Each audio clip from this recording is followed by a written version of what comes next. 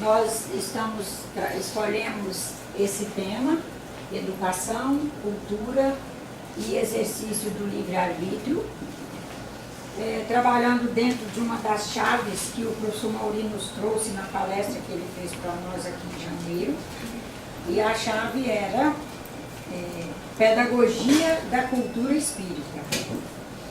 Aumentar a nossa massa crítica para compreender o mundo, as pessoas, as coisas, os eventos. Fazer avaliação de conteúdos, das obras e de tudo o que nos ocorre, das obras existentes, seja uma obra de arte, uma obra, um livro escrito, uma obra, um trabalho, uma síntese, um artigo científico, um artigo na área do direito, um artigo na área das ciências sociais, seja qual for a obra, nós conseguirmos, e não só nos ajudando, como ajudando o nosso próximo a fazer a melhor avaliação, para que todos possamos buscar o que é de ordem universal, buscar o que é de ordem moral, buscar o espiritual. Dentro dessa chave que ele trabalhou, nós escolhemos focar hoje no livre-arbítrio. Não por ele ter mais e nem menos importância com relação a outros elementos e outras pedagogias que nós ali vamos trabalhando o tempo todo e sendo trabalhados por ela. Escolhemos livre-arbítrio e depois nós vamos trabalhando outras ordens e outras classes. Importante saber isso. Quando trabalhamos uma temática, nós não estamos supervalorizando aquele tema, aquele elemento. Nós o encaixamos na ordem do dia e, na medida do possível, a gente vai encaixando os outros. Mas como ele falou em pedagogia da cultura espírita, será que nós temos um bom conceito do que a palavra pedagogia quer dizer? O que é pedagogia para nós? Aí, para agilizar nosso tempo, eu busquei no nosso Aurélio. O que o nosso Aurélio diz da palavra pedagogia? Ele diz que pedagogia é teoria e ciência da educação e do ensino, é conjunto de princípios e métodos de educação e instrução que tendem a um objetivo prático. Pedagogia é o que leva ao estudo dos ideais de educação, segundo uma determinada concepção de vida, e dos meios, que são os processos e as técnicas mais eficientes para efetivar esses ideais. Olha como esse último conceito é espiritualizado. Nós, no nosso dia a dia, nós estaremos nos encaminhando para experiências que vão nos promover, vão nos empurrar, às vezes, a viver processos, a termos que nos utilizar de técnicas para avançarmos. Avançarmos na senda da evolução. Quando nós vamos alcançando o que quer dizer determinadas palavras que são estruturais nas culturas, a pedagogia é uma delas, nós vamos saindo do estado de vitimação, nós vamos saindo do status de homem que julga pesadamente os outros, e vamos nos perguntando por que nós estamos ali, por que estamos vivendo aquilo, e vamos encontrando efetivamente por que estamos passando por aquela experiência. Mas esse porquê não é o porquê no sentido do castigo, do inferno, do peso. Não é em função de um julgador exterior a mim que me julgou e me condenou àquilo. Não. é o porquê no sentido do o que é que me faltava no que diz respeito à evolução espiritual, que eu me encaminhei para essa experiência e ela vai me propiciar a iluminação. Com ela eu vou me iluminar. Às vezes é um quantumzinho de luz, mas esse quantum de luz que nós alcançamos através de qualquer experiência, como a luz, apesar dela viajar em linha reta, ela é capaz de espraiar, como ela é uma frequência que existe graças a existir um campo eletromagnético naquele feixe, ele entrelaça com campos magnéticos meus de outros sentidos de vida e vai fazer com que eu não me ilumine apenas naquele quesito.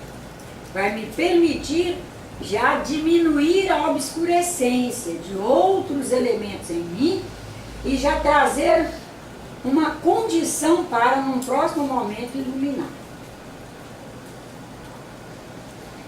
O que nós, com muita fé em Deus, iremos alcançando nessa coisa de livre-arbítrio, que é nosso foco principal,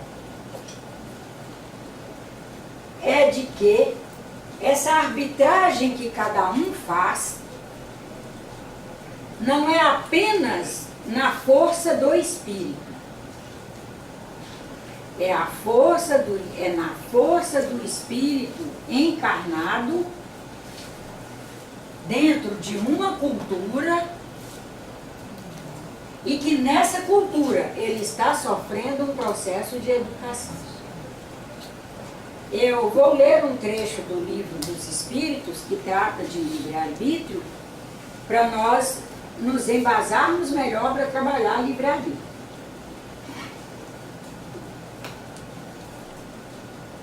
Livre-arbítrio.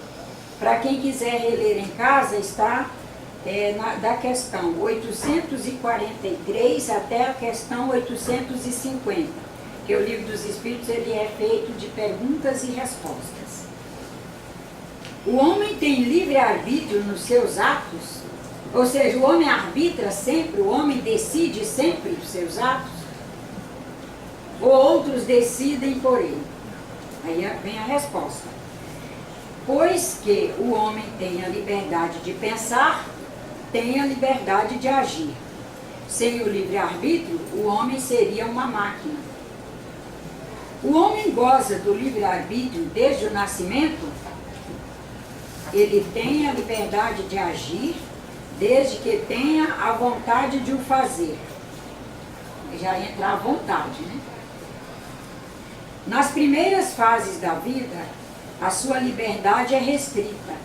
Ela se desenvolve e muda de objeto com o desenvolvimento e a expressão das suas faculdades, estando os pensamentos da criança em relação com as necessidades inerentes à sua idade, ela aplica seu livre-arbítrio às coisas que lhe são necessárias. E eu diria que eles são bem-vindas, né?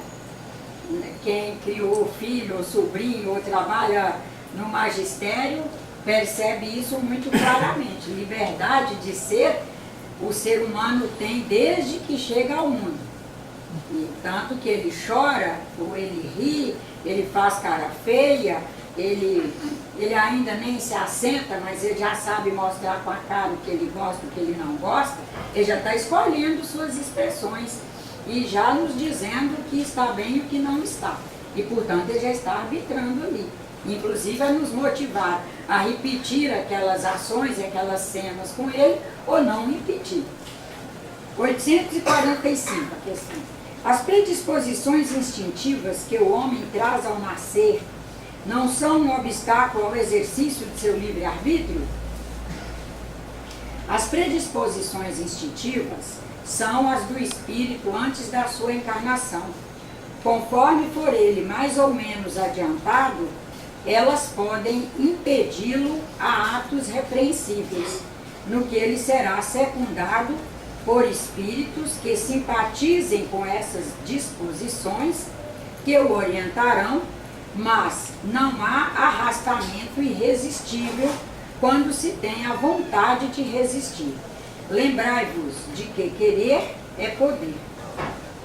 O organismo não influi nos atos da vida? E se influi, não o faz com prejuízo do livre-arbítrio? O espírito é certamente influenciado pela matéria, aí já está falando de espírito encarnado, né? O espírito é certamente influenciado pela matéria, que pode entravar as suas manifestações. Eis porque, nos mundos em que os corpos são menos materiais do que na Terra, as faculdades espirituais se desenvolvem com mais liberdade. Mas o instrumento não dá faculdades ao espírito. De resto, é necessário distinguir, neste caso, as faculdades morais das faculdades intelectuais. Se um homem tem o instinto do assassínio, é seguramente o seu próprio espírito que o possui e que lhe transmite, mas nunca são os seus órgãos que transmitem a faculdade para o assassino. Aquele que aniquila o seu pensamento para apenas se preocupar da matéria, faz-se semelhante aos animais e ainda pior, porque não pensa mais em se premunir contra o mal. É nisso que ele se torna faltoso, pois assim age pela própria vontade. Nessa questão aqui, que a pergunta é se o corpo físico não interfere na liberdade do espírito em escolher suas ações, é muito importante saber que os espíritos orientadores, especialmente da nossa casa, que é dela que nós podemos falar, é aqui que trabalhamos, convivemos com os espíritos, recebemos as orientações, os espíritos orientadores nos afirmam que o espírito é quem plasma o corpo, que ele vai fazer aquele exercício reencarnatório durante a reencarnação inteira. Então, se ele plasmou um corpo que traz algumas limitações, provavelmente essas limitações lhe sejam muito úteis no seu aprendizado nesse projeto reencarnatório. Não quer dizer daí que nós que estamos ali às voltas com aquele indivíduo, que é um espírito encarnado, vamos cruzar os braços, pôr as mãos postas e o deixar à mercê da sua própria sorte, uma vez que ele plasmou aquele corpo. Nós, como missionários, como agentes do social, estaremos fazendo o nosso máximo possível em auxiliar essa pessoa, auxiliar no seu aprendizado, no seu passo evolutivo que ela está fazendo ali, pertinho de nós, mas já sabendo que ela não é uma vítima, nem é uma coitadinha. Agora, por outro lado, é importante sabermos também que espíritos fazem projetos reencarnatórios maravilhosos, com condições, às vezes, de vir e ter um corpo que é um instrumento saudável, em condições plenas de o atenderem, e o atenderem em plenitude nessa encarnação, e esse projeto sofrer um acidente até por conta de nossas situações de falta de cuidado. Imagina que nós ainda somos uma cultura que um número enorme de mães, por exemplo, não faz sequer um mínimo de renúncia em termos de alimentos e de produtos que consomem. E isso vai alterar o feto. Um número enorme de mães, por exemplo, não faz, ou não é nem a mãe, a estrutura social ali toda, não consegue trabalhar bem a responsabilidade social que há em constituir uma família. E isso faz com que muitos projetos encarnatórios sejam prejudicados. O espírito, como ele é ator na sua própria história, e ele está escrevendo ali sua própria história, ele vai aprender também com esse conjunto de experiências. Não quer dizer que também ali ele se torne uma vítima e se afunde numa situação de vitimação. Não, ele vai, dentro desse percalço que aconteceu, dentro do seu possível, buscar a melhor maneira dele aprender, dele superar, dele evoluir naquele corpo que não apresenta as condições que ele esperava apresentar quando fez o projeto encarnatório. Na orientação de hoje, na visão de hoje, os espíritos nos dizem que há acidentes encarnatórios, sim. E por que há acidente? Só um minutinho, só para eu quero responder a ela a dúvida que gerou nela. Há acidente porque nós somos interativos e nós somos interdependentes.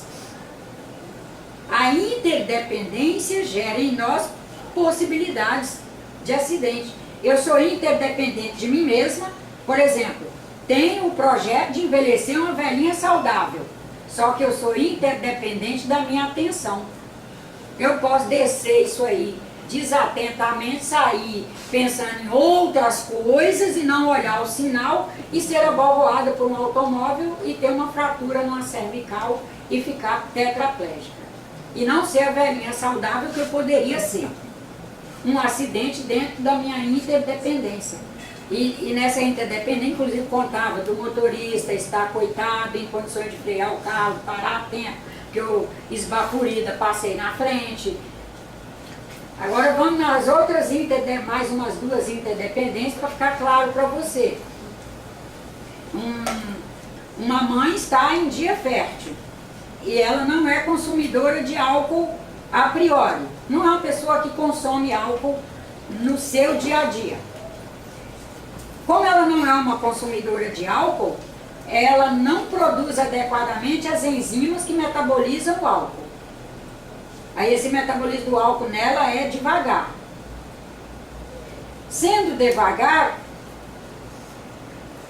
se ela ingerir qualquer quantidade de álcool, ele vai se desdobrar numa estrutura química que provavelmente alguém aí conhece, chamada aldeído, que é extremamente deletéria, não só ao organismo da criança, como do adulto também, só que o do adulto ainda aguenta melhor. Mas aí, bom, ela não é consumidora de álcool a priori, mas vai a uma festa, bebe as batidinhas, as cachaçinhas, o whiskyzinho, uma cervejinha, um choppzinho, é tudoinho, mas é álcool. E álcool não tem álcoolzinho. É álcool e é álcool. Aí, bom, ela volta para casa, está em dia fértil, o esposo é fértil, faz uma relação sexual e engravida. Há uma possibilidade enorme de uma criança, dessa criança, trazer uma deficiência grande e, na maioria das vezes, síndromes graves. Porque nos primeiros momentos da fecundação, houve o percalço de uma estrutura extremamente deletéria que adulterou o sistema nervoso central dela. Inclusive já há pesquisas mostrando que alguns síndromes de Down, não dizendo todas não, que alguns portadores de síndrome de Down estão incluídos nessa situação. São frutos dessa situação. É da inter-relação. O bebê, né, o embriãozinho que acabou de ser fecundado, é dependente de uma mãe e a mãe tem seus hábitos, tem seu livre-arbítrio. No seu livre-arbítrio ela optou por fazer naquele dia uma beberagem. E assim vão outras situações também, de psicotrópicos, produtos tarja preta em mulheres que estão para engravidar e que engravidam naqueles dias, daí vem crianças com algumas síndromes. E fica muito fácil a gente começar de forma simplista dizer que isso estava escrito. E, na verdade, passou a estar escrito a partir de um determinado evento. a esse evento, que aquilo passa a estar escrito a partir daquele evento, esse evento nós podemos considerar que ele é um acidente. Ele não era previsto no projeto encarnatório daquele espírito. E, portanto, o corpo que ele vai ter não vai apresentar as possibilidades que apresentariam se ele não tivesse sido vítima, entre aspas, daquela situação. Mesmo a pessoa que nunca foi de beber, nem álcool, nem nenhuma Nada. outra droga, nada. E a pessoa gera uma criança e essa criança, com o passar dos anos, essa criança começa a demonstrar aquela aptidão por álcool, por alguma coisa, alguma droga, por alguma coisa. Como é a explicação disso? Será que é Ela porque passa já tem na família? no livre-arbítrio dela escolher? Não, nós temos que considerar aí. Isso é genética também. Posso repetir sua pergunta para todo mundo? Porque ela é ótima. Como explicar uma família que não bebe, que não tem vício nenhum, e ela, ao crescer, na medida que ela passa a assumir seu livre-arbítrio, ela passa a ter simpatia por bebida, por fumo, por droga, por preguiça, por ser mal pagador, porque tudo isso faz parte, né? Nós temos que considerar que, como espíritos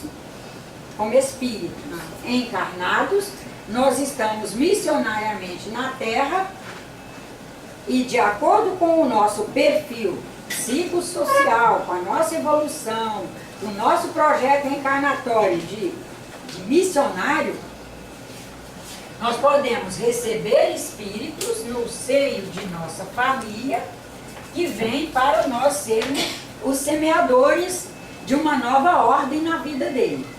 Isso é um ponto. Vou colocar vários pontos, porque o Espiritismo não tem respostas prontas, uma única resposta respondendo tudo. Tá? Nós trabalhamos em cima de variáveis. Essa é uma variável.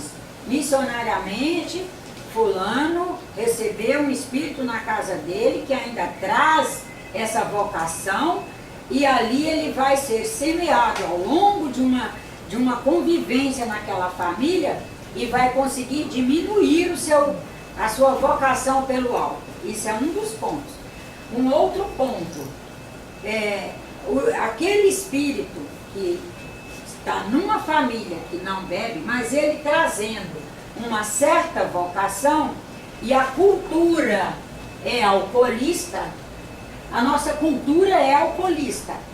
Nessa cultura alcoolista, não basta a família não ser consumidora, porque a família não consome, mas na casa dos amigos consome, na casa do tio consome, na casa do bisavô consome. Então, na verdade, há um núcleo ali que está fazendo o seu missionário trabalho de semear uma nova ordem naquele espírito, mas há outros núcleos que semeiam o que está instituído. Não é nem que ele semeie no sentido do mal, não. Aquilo é cultura. E o que é cultura se expressa livremente. E aquele espírito que já traz no seu perfil... Ela já é gerada, quando ela é gerada, no momento que ela necessariamente, ela vem junto com ela. Necessariamente ela não. Isso depois, não é porque ela entrou. Não é na geração. Passado, característica do espírito. Característica do espírito, porque cada espírito é um espírito.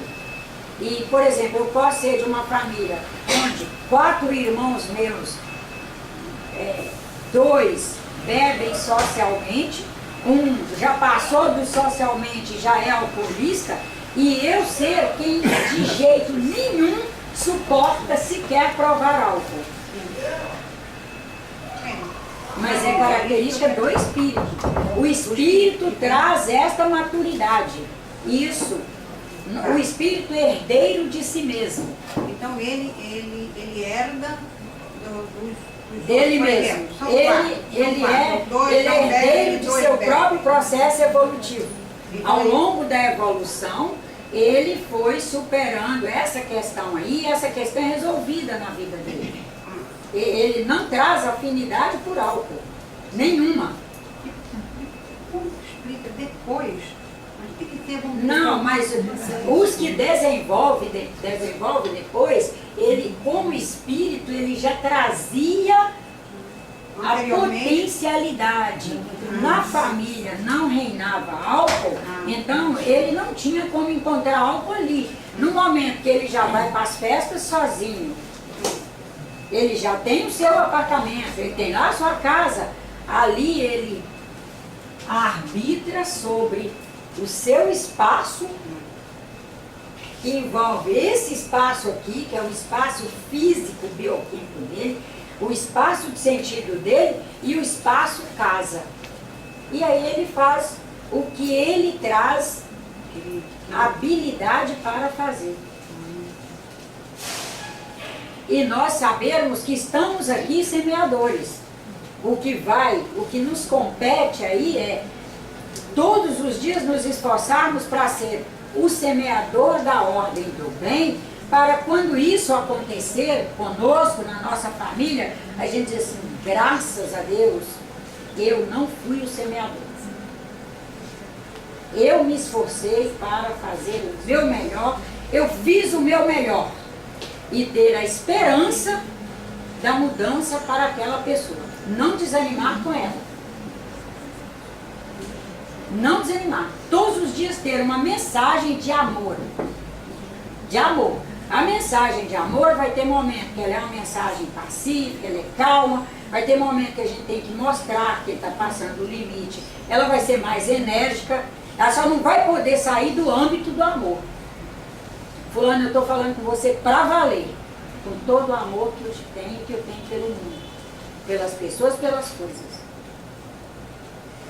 Aí nós vamos deixando essas linguagens. Eu já desisti de você, eu não vou mais cuidar de você, eu não vou mais pensar em você, eu não vou mais... Eu vou te largar. Eu acho que essa linguagem aí, ela... Eu acho não. Na visão espírita, ela não colabora. Porque ela pode, inclusive, colaborar para o aumento do alcoolismo. É uma dúvida. Essas tendências reencarnatórias são buracos no perispírito? Tá no perispírito? Necessariamente não são buracos no perispírito. O perispírito é o corpo do espírito. Talvez você esteja querendo mais falar de aura, né? Bagagem Buraco espiritual. não. Ele já traz do mundo de estágio dele a tendência para álcool, para assassinato, para... Já está na... Eu não diria que é tendência para o assassinato, tendência para o álcool. Não.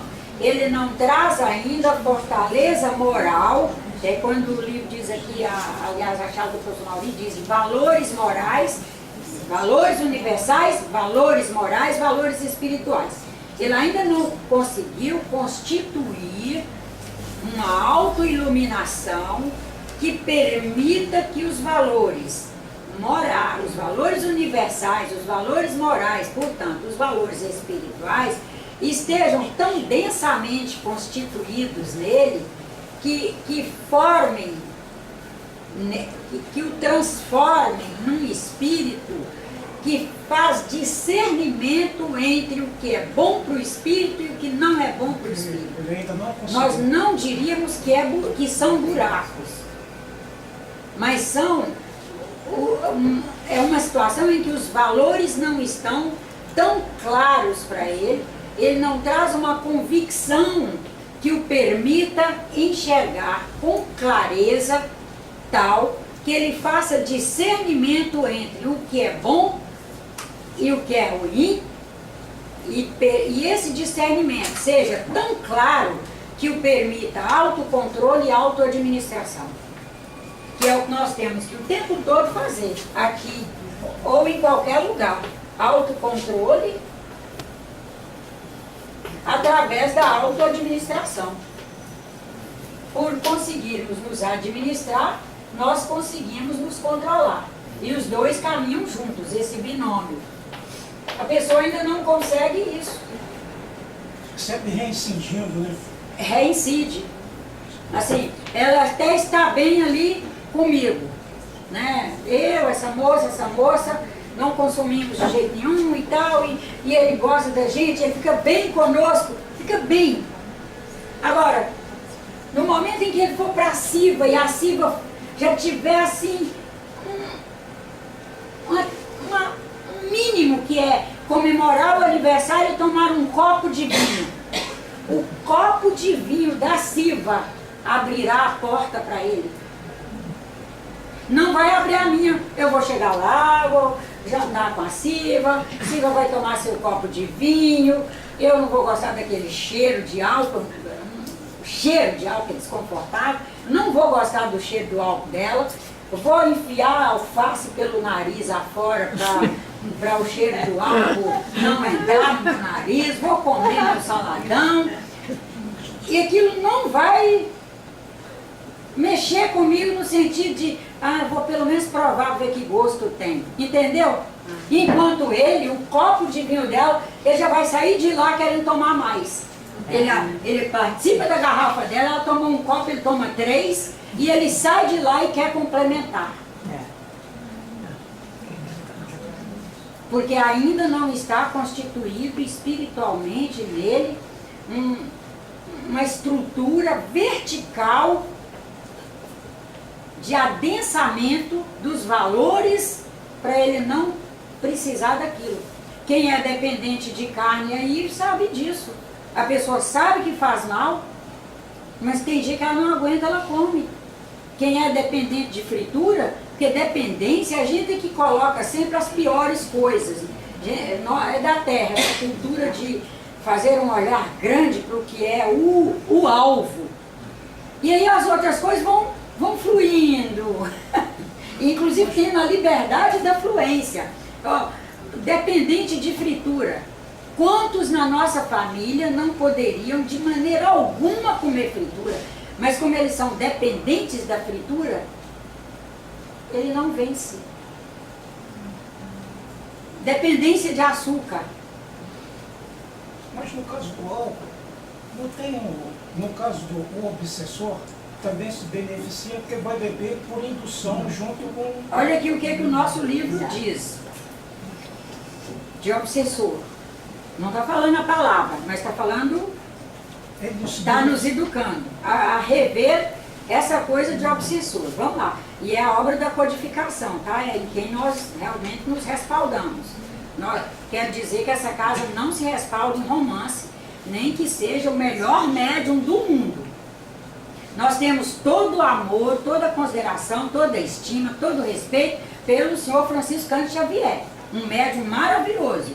Agora, o que é romance, não é obra básica, não é obra doutrinária, é romance. Não tem cunho educativo, tem o cunho de trazer uma mensagem que as pessoas leiam e com ela até se sinta motivada a procurar o espiritismo, buscar a casa espírita. Esse eu acho que é a grande ganho na existência dos romances, mas não é obra doutrinária. E se você for olhar, quem faz uma verdadeira apologia e uma verdadeira movimentação em torno da existência do obsessor, do domínio do obsessor e dessa voracidade do obsessor, são os romances. A obra básica está aqui. Eu já li a frase, a questão, mas vamos aqui.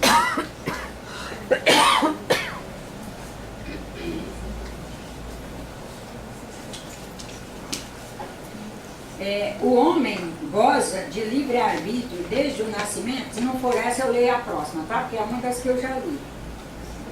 Ele tem a liberdade de agir desde que tenha a vontade de o fazer. Já está aqui uma delas. Ele tem que ter vontade. Você é meu obsessor. Vamos trocar, porque a gente não pode acusar o outro. Eu sou sua obsessora. Eu sou sua obsessora. E daí eu quero que você beba. Se você não quiser, você vai beber? Não. Você não vai beber.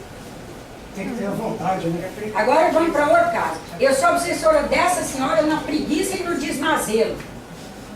Eu sou preguiçosa, sou desmazelada e eu quero obsidiá-la no sentido de larga essa arrumação de casa, larga essa costuração de blusa para a blusa estar sentadinha no lugar, larga essa bobagem, consertar o sapato, para o sapato estar justinho para o pé não se machucar, larga esse monte de zelo, vamos isso, vamos aquilo, vamos mais aquilo.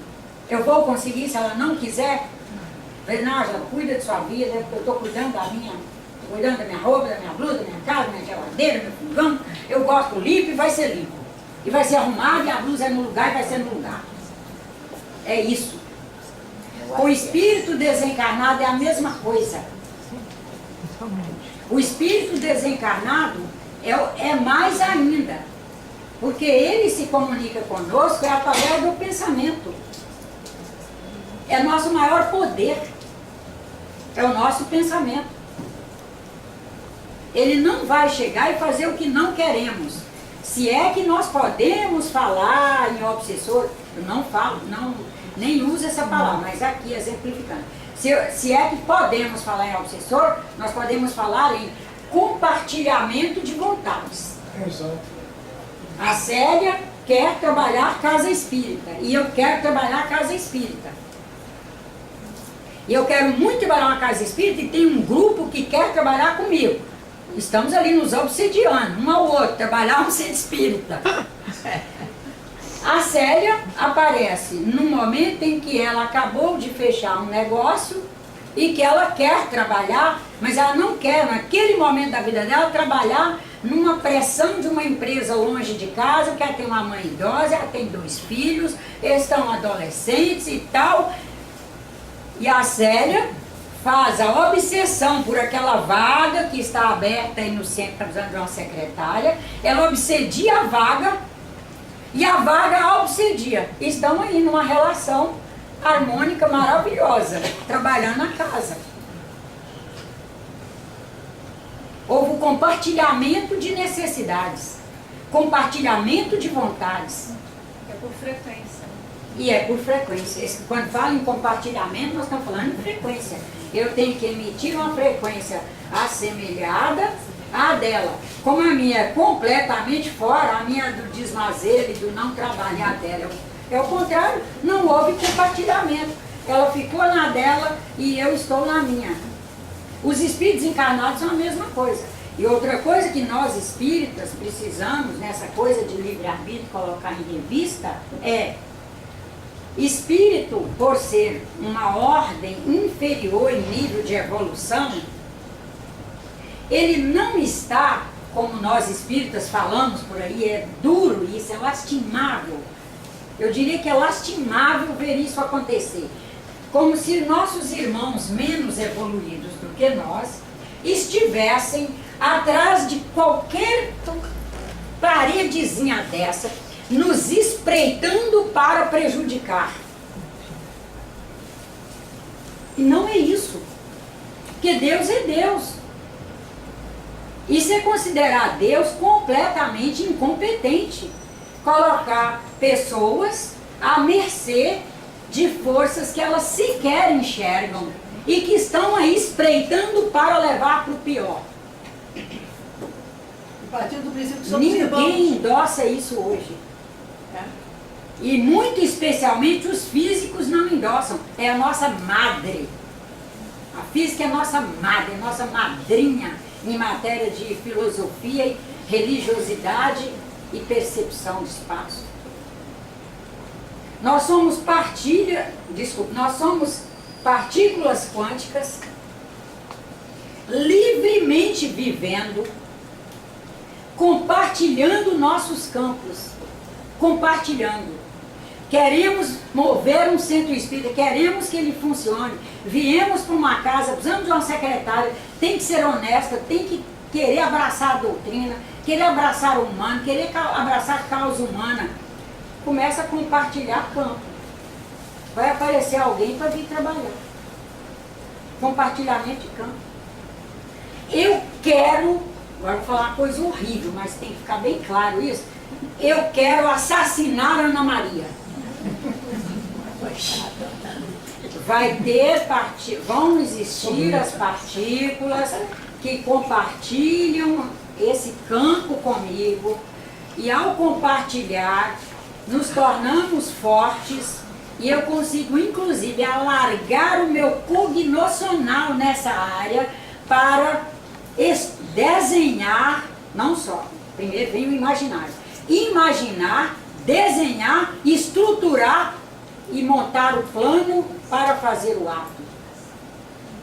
Nós nunca estamos sozinhos. Todas as religiões falam isso. O espírito é que interpretou mal. o nunca estar sozinho. Eu nunca estou sozinha para nada que eu quiser fazer. Nada. Tudo que eu quiser fazer, tenho companhia.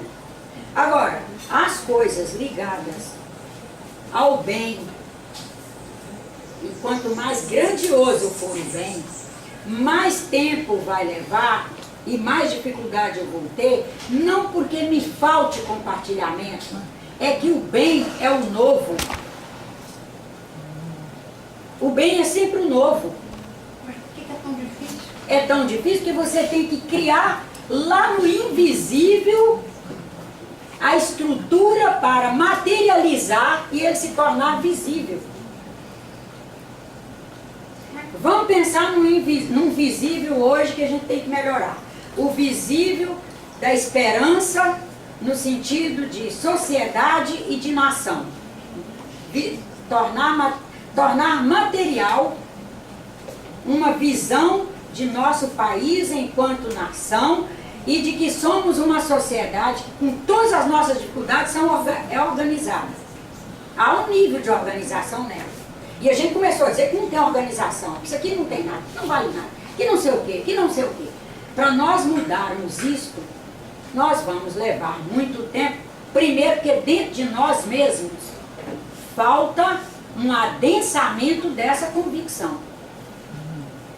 Hoje uma pessoa na feira de orgânicos, conversando lá com uma menina que trabalha numa das barracas, dizendo, é porque está um caos, que nada funciona. Eu falei, olha aqui, a senhora está muito enganada.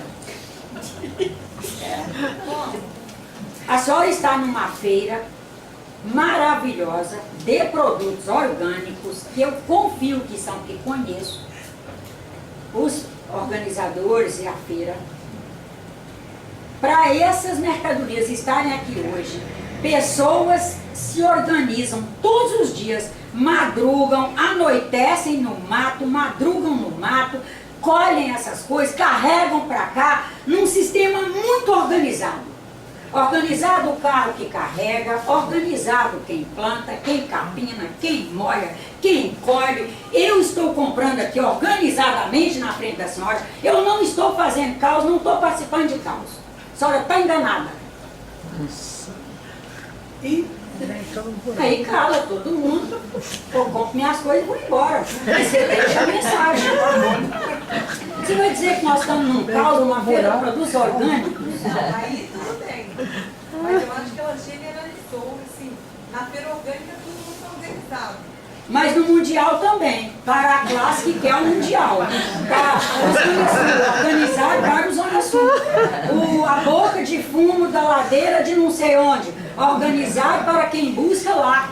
Essas coisas estão coexistindo, mas você está aí inteirinha. No caos você teria ido embora. O sistema teria se desfacelado. Olha o sistema aqui. Se mantendo, porque muitos estão arbitrando pelo melhor. Nessa questão de arbitragem, por exemplo, inclusive é dentro da sua colocação, irmão, quantas pessoas silenciosamente arbitram em trabalham a vida inteirinha. Nós nunca ficamos sabendo o quanto elas trabalharam e vivemos as sínteses do trabalho delas. Mas vivemos tão olhando para o mal e para a desordem que nem percebemos que estamos vivendo uma síntese maravilhosa. é porque são pessoas... Por exemplo, organizou-se a teoria da fitoterapia. Amanhecer com diarreia. Existem 3 sínteses que eu posso usar, estão aí na pronta entrega para mim. Existem as informações sobre quais são as plantas que eu posso usar para combater uma diarreia e meu sistema não entrar em caos. Existe pelo viés da alopatia. Chegar na farmácia, perguntar o que o senhor tem aí com a diarreia brava que eu amanheci hoje e vou receber.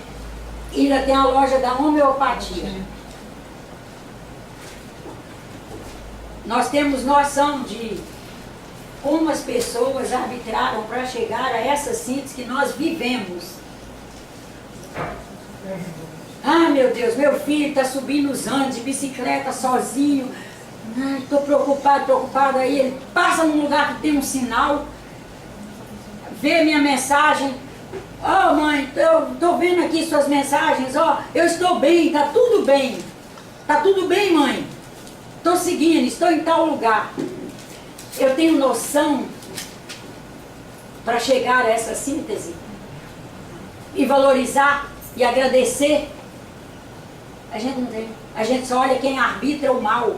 Mas, dona Nádia, A gente está super-valorizando o mal. mas a cultura do introspectivo, da pessoa mais, que fala mais, os laboratórios, os centros de ciências, são lugares de extremo silêncio, são pessoas introspectivas.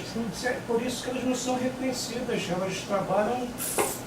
Elas não são porque nós não enxergamos o bem onde a pessoa não tiver uma bandeira espalhafatosamente dizendo: olha aqui, eu sou o bem. E aí já não é mais o bem. E aí já deixou de ser o Esse bem. escândalo, da mais do escândalo. O amor é silencioso. Nós não enxergamos o bem, é por isso, irmão. O bem será sempre silencioso. Mas o preconceito... Nós só enxergaremos o bem quando aprendermos a avaliar o bem através do produto do bem. É verdade. Ou É sermos o aqui, bem. está aqui o produto. Meu Deus, quem conseguiu? Eu tenho essa lâmpada. Quantos testes Thomas Edison fez? 5 mil testes. 5 mil testes. Exatamente. 5 mil testes para chegar à lâmpada. Nossa. Estamos aí vivendo. Entendeu? Talvez nunca tenhamos emitido um pensamento de gratidão a ele, à família dele, as renúncias que ele conseguiu fazer. Quantas festas de aniversário ele não participou, casamento que ele não foi, e gente que malhou, porque esse homem é louco, esse homem é... Coitada da minha filha, é casada com um cara louco, que só fica dentro de um laboratório. Coitado do meu neto, não tem pai, tem um trem dentro de um laboratório. Esse homem é neurótico. Foi isso que ele viveu. São pessoas introspectivas, né? Nós estamos aí conseguindo arbitrar em torno de botar por terra as ditaduras. Estamos na caminhando. Será que nós temos noção da contribuição do nosso irmão Einstein com a teoria da relatividade? De não sermos absolutistas, de relativizar as coisas? Da filosofia que há por trás dessa teoria? A gente nem estuda. Foi baseado em que Edison resolveu trabalhar em torno da relatividade? Ele tinha um caráter filosófico, tinha qual era, como era o viés, mas como a gente fica muito no pequeno, a gente não olha o grande. O grande é a síntese, e ela vem deste tamaninho. E algumas sínteses vêm em cápsulas muito miúdas, comprimidinhos muito pequenos, e algumas vêm só em pensamentos, que a gente nem consegue apalpar com as mãos.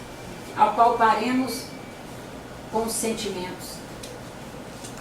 Nessa pedagogia espírita de avaliar o outro pelo melhor e de trabalhar o que o outro tem de melhor, encontrar o que ele tem de melhor, o cunho maior do nosso encontro hoje é que nós saibamos que nesse contingencial de pessoas com quem nós convivemos, encarnadas e desencarnadas, cada uma sendo única, ela prioriza trabalhar determinados elementos no que diz respeito ao espírito. Aquele espírito já alcançou que é prioridade para ele trabalhar determinados elementos, mas que muito especialmente os encarnados, os que estão aqui, eles trabalharão aqueles elementos que eles percebem que precisam trabalhar, vão fazer renúncia para trabalhar aquilo que é missionário deles, mas que eles são frutos aqui, como indivíduos. Nós estamos falando que o espírito é fruto da educação de agora, não. O espírito é herdeiro de sua própria evolução. Reencarna na Terra e entra na cultura, a macrocultura humana, e vai todos os dias sendo educados numa cultura que vai fazer com que eles alcancem umas linhas de valores que nós temos que aprender a reconhecer. Por exemplo, é possível pedir para uma filha do Sr. Henry Ford, vamos pegar um bem aqui do nosso tempo, a filha do Sr. Antônio Hermídio de Moraes, e querer que ela apresente nos seus hábitos de vida, na organização de sua casa para morar, do que ela põe lá dentro de peça e de adereço, nós vamos poder querer que ela tenha a humildade da casa, por exemplo, da Nájila, que nasceu no Vale do Jequitinhonha, no meio rural, onde existem coisas do urbano, que aquilo para mim não faz sentido nenhum na minha casa, porque aquilo não foi plantado em mim na época que plantio faz a grande diferença. Aí a irmã Silva trabalha com as duas, com a Nájila e com a filha do senhor Antônio Hermílio, e volta e diz para Ana Maria: a Nájila que é espírita, na casa da Nájila você não vê isso, você não vê aquilo, você não vê aquilo outro, você não vê aquilo outro. A Nájila não gasta com essas coisas. Mas fulana, meu Deus do céu, se você vê a casa de fulana, aquilo é ostentação em pessoa, mas para ela não é ostentação. Não. Se eu comprar uma peça daquelas, para mim é ostentação. Não faz parte da minha cultura. Eu estou comprando, copiando o outro, só para mostrar que eu também tenho. Para ela, não. Nós espíritas não estamos sabendo lidar com essa diferença. A diferença entre os médiuns todos são médiuns. A diferença entre os médiuns, não só no sentido do espiritual, mas no sentido da educação e da cultura que ele foi criado. Na medida que ele foi educado dentro de uma determinada cultura, aquilo vai influenciar na arbitragem daquele indivíduo para fazer escolhas. Porque lá da hora que ele foi fecundado, ele já foi sendo mergulhado num conjunto de situações que se tornaram, que eram costumes, era costume ali na família, era hábito na família. Como ele foi mergulhado naquele costume, ele no dia a dia ali, no dia a dia, vira hábito. A repetição do hábito ali, aqueles hábitos acontecendo no seu dia a dia, no seu cotidiano, nas festas melhores, nas piores e tal, vai fazer com que algumas coisas passem a ser necessidade. Se eu tiver um tapete na minha casa, aquilo vai me incomodar, porque eu vou achar que é a junta poeira e a junta cisco. Porque sou de uma região que juntava poeira e cisco mesmo se eu pusesse um tapete numa casa de roça. Mas um outro, os urbanos, uma casa dele sem tapete, a casa está pelada, vazia e gerando desconforto nele. Enquanto o tapete é elemento de equilíbrio, inclusive para ele fazer esse processo mediúnico fluir bem, num outro o tapete vai incomodar e ele não consegue se concentrar bem na casa porque está olhando, isso deve estar cheio de poeira. Imagina que tem fundo. Se eu ficar descalço em cima desse tapete, é capaz até de me dar frieira. Cultura. No momento que ele for mergulhado em costumes, hábitos, vai, a menos que seja um espírito numa faixa evolucionária, ou muito abaixo, ou muito acima da faixa média da Terra, porque o muito abaixo não se dá conta de nada. Porque os campos não compartilham. Os campos eletromagnéticos são outros. E também ele nem está aqui. não estaria reencarnado aqui. Não há compartilhamento de campos. O muito acima são esses grandes pontuais. Jesus Cristo, Buda, Francisco de Assis. Francisco de Assis, herdeiro de uma fortuna lá, pai mercador. Ele diz, pelo amor de Deus, me dê minha herança, porque eu quero construir igrejas, templos, eu quero construir ordens. Está aí a ordem franciscana até hoje. Ele era acima. Nós podemos exigir isso de nossos irmãos que não estão acima ainda. E nós exigimos. E é uma pena. É uma pena, porque nós sofremos, nos destruímos e destruímos terceiros, perdemos de usufruir de compartilhamentos maravilhosos com essas criaturas que a gente começa a fazer julgamento delas. Não estamos endossando mau caratismo, viu, gente? Não estou falando de caráter, não. Nós estamos falando de usos e costumes.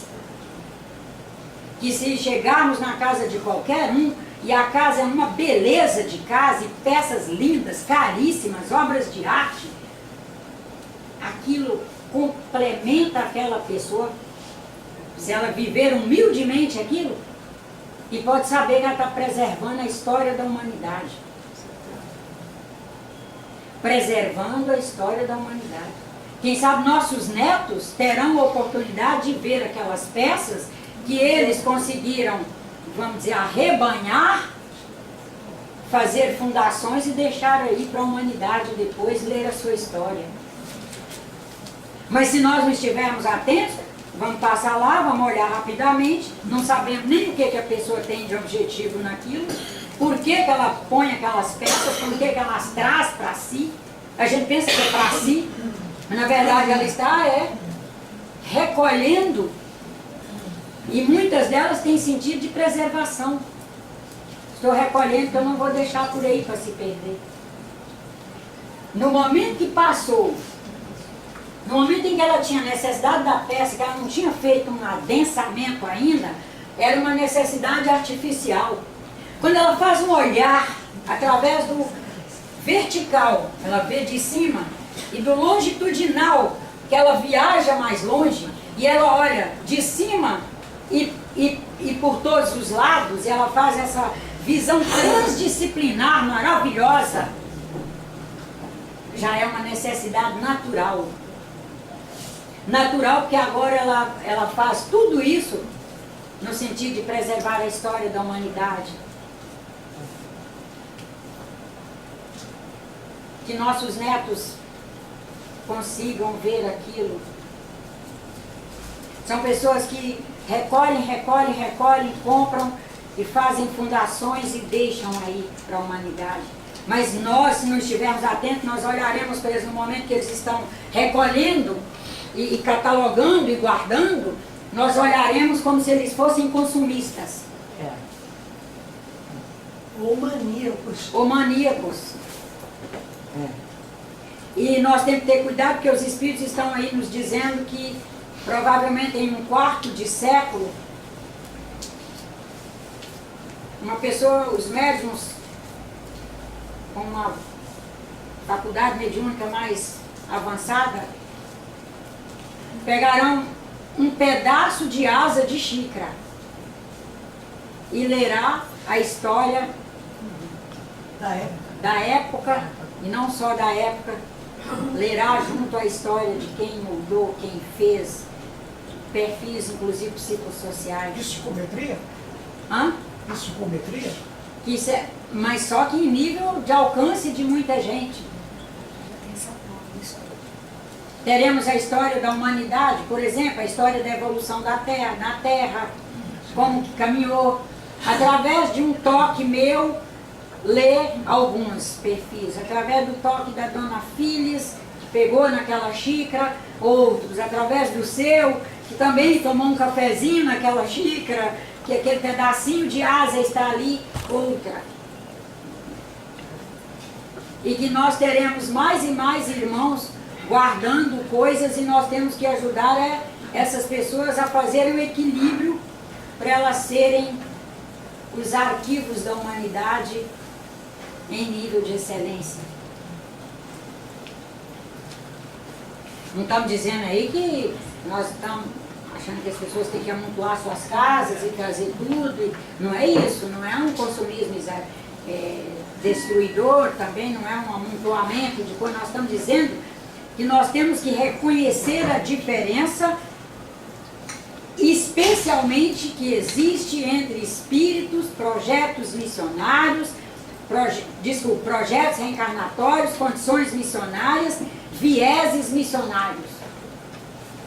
Então, imagina nós compararmos o senhor Francisco Cândido Xavier, suponhamos, com um médium com uma faculdade mediúnica, assim, vamos dizer, top também, e querer comparar os dois e que eles sejam iguais. Fazer julgamento. É diferente.